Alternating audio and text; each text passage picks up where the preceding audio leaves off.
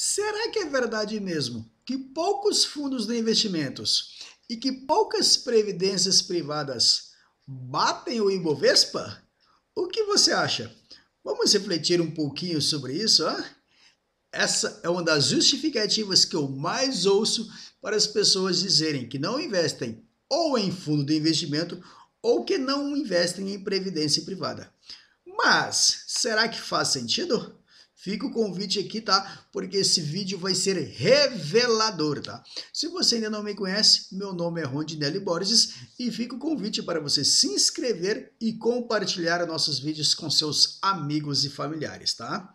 De antemão, eu já quero confirmar a pergunta. Sim, de fato, são poucos fundos e poucas previdências que batem o Ibovespa. Mas nós precisamos relativizar isso aqui. Nós precisamos trazer outras verdades para a nossa discussão aqui, tá? Antes de tudo, deixa eu só uniformizar conhecimentos aqui. Ibovespa é apenas o índice que mede, tá? Que reflete as maiores empresas negociadas na Bolsa de Valores. Então, são as que têm o maior valor de mercado com as que têm maiores volumes de negociações. Então, não são todas as empresas negociadas na Bolsa de Valores que fazem parte do índice Ibovespa, ou índice Ibov. São apenas algumas que fazem parte desse índice, tá? As de maiores pesos são as tradicionais, Vale, Petrobras, os grandes bancos. Então, essas empresas, tá? Poucas empresas têm um grande peso no nosso índice. Então, se essas empresas vão bem, o índice vai bem. Então, nem em si, tá?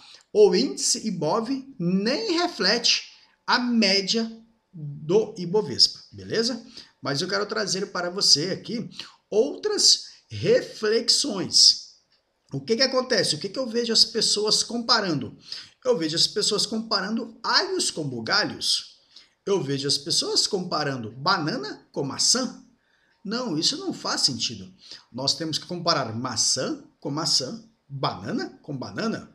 Rondinelli, o que você está querendo dizer?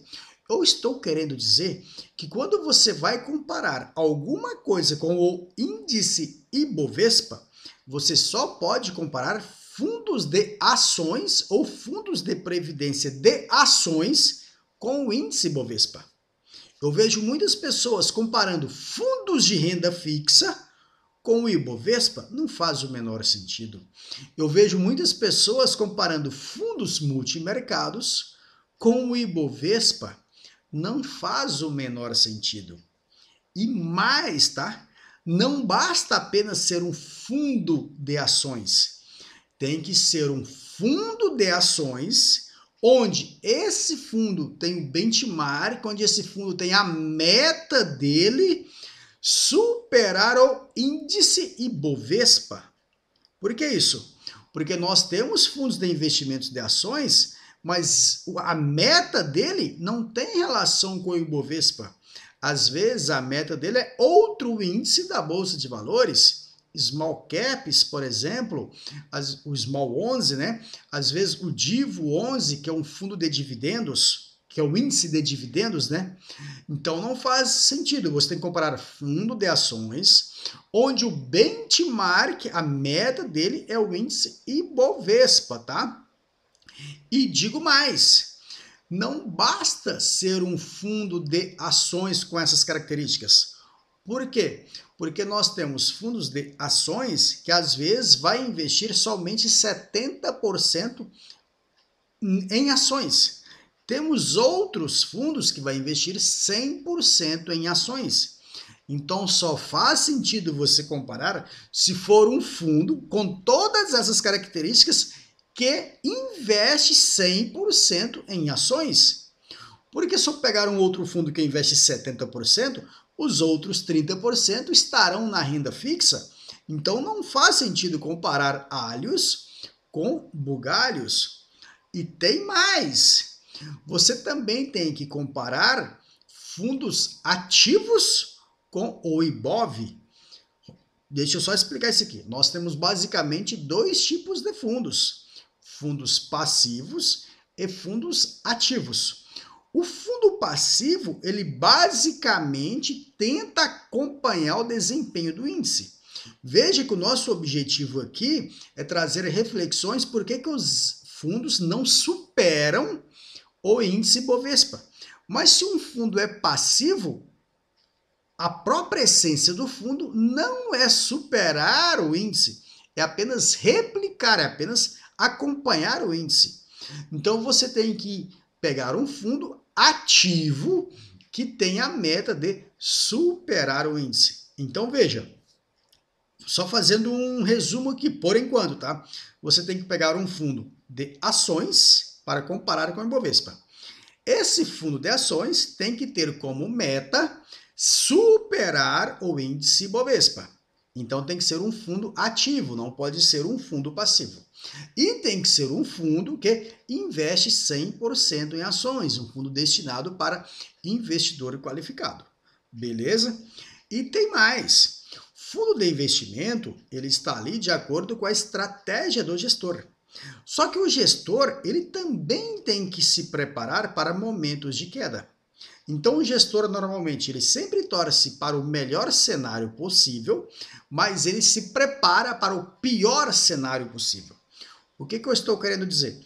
Eu estou querendo dizer que dificilmente um fundo de investimento, por mais que ele possa alocar 100% dos seus recursos em ações, dificilmente o 100% estará lá em ações. Por quê?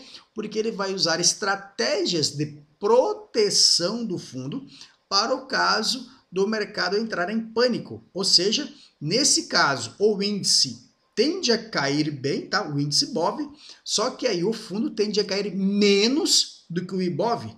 Por quê? Porque ele está usando estratégias de proteção. Pode ser com liquidez, pode ser com operações estruturadas, utilizando opções, pode ser em câmbio, pode ser em juros, não importa a estratégia. Mas ele estará utilizando uma estratégia de proteção. Só que quando o mercado está subindo, a estratégia de proteção vai prejudicar um pouco a rentabilidade do fundo. Então você tem que ter essa noção também, tá? Porque a proteção vai estar atrapalhando o desempenho do fundo. Isso é muito importante porque os estudos, tá? Vários e vários estudos aí, o que eles nos ensinam? Que é muito mais importante você ter um desempenho consistente no longo prazo do que você ter altos ganhos e altas quedas. Você tendo um desempenho médio, no longo prazo, a rentabilidade tende a ser bem superior do que os picos grandes de alta e de queda, tá? Só para você entender o porquê disso. Porque imagine uma queda de 50%.